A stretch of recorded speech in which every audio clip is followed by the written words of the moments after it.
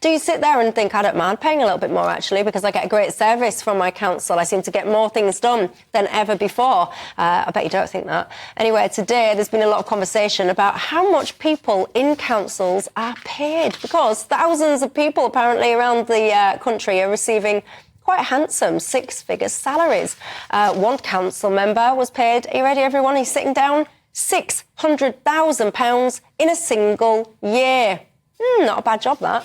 I might leave here and go off there. Can't be that difficult running a council, can it? That chief executive, that was his redundancy pay. That's all right then. Well, it's all the pay required to wrap up a redundancy, so it's contractual.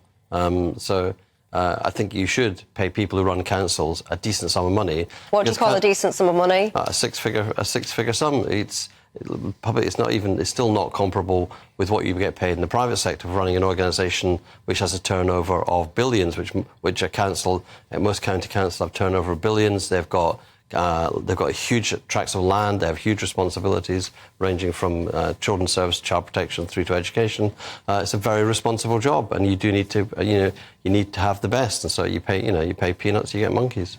And do you think that these eye-watering sums do attract the best? Do you think when you look around our country as a whole, do you sit there and stroke your chin and go, yes, the best brains are leading these councils? We've got pretty good council chief executives, I think. We have pretty underfunded councils. They've been underfunded for the last decade. They're part of the downward pressure that the Tory government have caused, and there's lots of things are creaking at the seams. Just like the health service is underfunded, so schools are underfunded, and generally councils are underfunded. But that's don't get me started. They do a very good job with the money they have. But am I being unfair before I bring Martin in? Because I feel a little bit like no matter what the problem is in this society, your answer is it's the fault of the Tory government.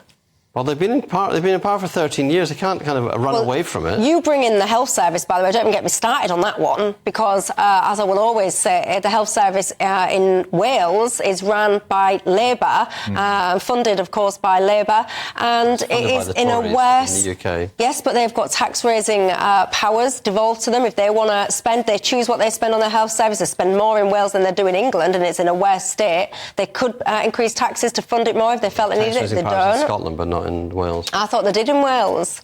Are you sure? Not the Welsh Assembly government. They can't raise taxes? I believe so. I'm sure one of my very smart viewers will tell me which one of us is right. What do you make to this all, Martin Daubney? I'm sort of about to chew the table, the fact that everything is the Tories. Don't chew this table. I can't confirm the calibre of this table. I don't want responsibility for your ill health. Everything is the Conservatives' fault, even when, provably so many Labour councils are doing terribly, Liberal Democrats as well. I think this comes down to value for money for the taxpayer.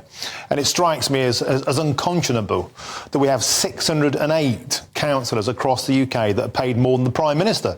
Now, if you paid 156 grand a year to run the country, why are you paid 4 times that to run a council? The numbers don't add up, especially when... I agree, the PM should be paid more. Well, before we get into that, when you ask the taxpayer, who has no say in setting these pay bands, because this is all jobs for the boys, it's all done behind sort of closed doors, that's the problem.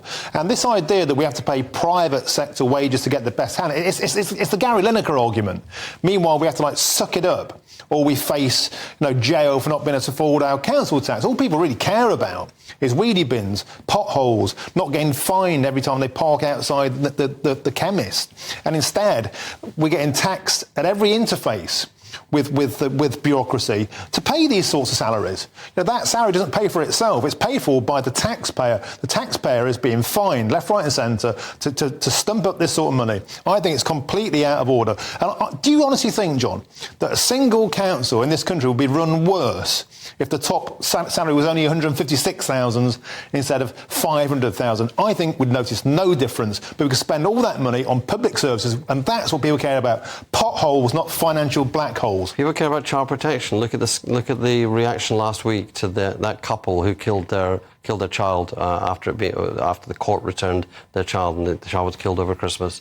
We need more money spent on child protection. It is actually, people do care about schools, primary schools, nurseries, secondary schools. But how that there's a wide range of areas where there's underfunding, and the thing is, You can tell that we need more than £156,000 a year spent on the Prime Minister, because look at the state of the country with the Prime Ministers we've had since 2010. So how about, John, instead of paying 600 grand for a council leader, we get their pay down to 150 and spend 450 on child protection officers? Well, we didn't spread the margarine elsewhere. That's surely the common sense approach. People who are employed, if they're sacked, have the right to the redundancy. It's in their contract. That guy just got the redundancy in his contract. That's right. Workers shouldn't have their rights stripped from them, whether they are cleaners or whether they're chief executives. You have your right to the employment protection you have in your contract.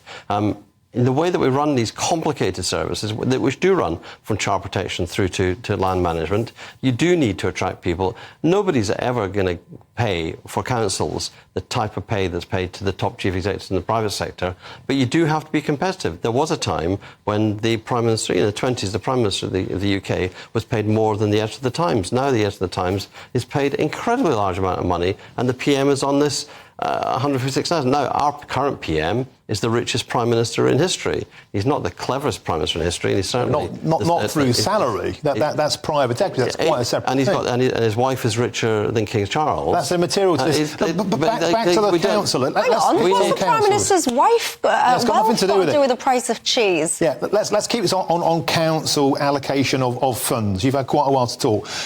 Surely the council taxpayer should have a say in this. No. Why not? I don't think council taxpayers should have any control over the pay of the staff. Well, they're paying their wages. Whether the staff are social workers or whether the staff are teachers. The question of the pay is set by the market. In that, if you have vacancies, you need to increase pay, and we do in primary schools need to increase pay. In secondary schools, to employ maths teachers. But these people aren't voted in. They shouldn't be voted in. We should have. You have direct council. Chief executives aren't voted in and shouldn't be voted in. Council officers, I wouldn't want social workers voted in.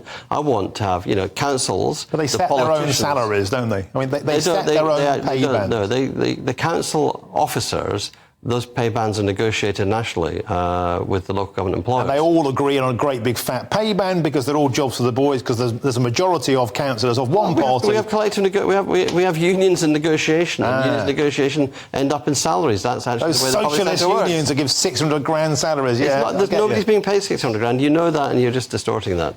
Well, when you say they're not being paid that, if that's what your package is, and that's what your package is, it's his redundancy. It's not a pay. It's not his annual pay. It's his pay for the rest of his life.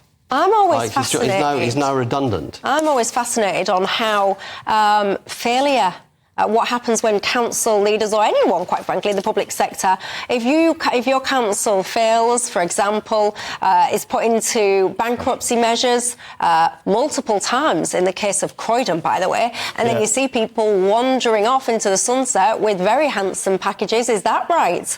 I definitely think it is not. Anyway.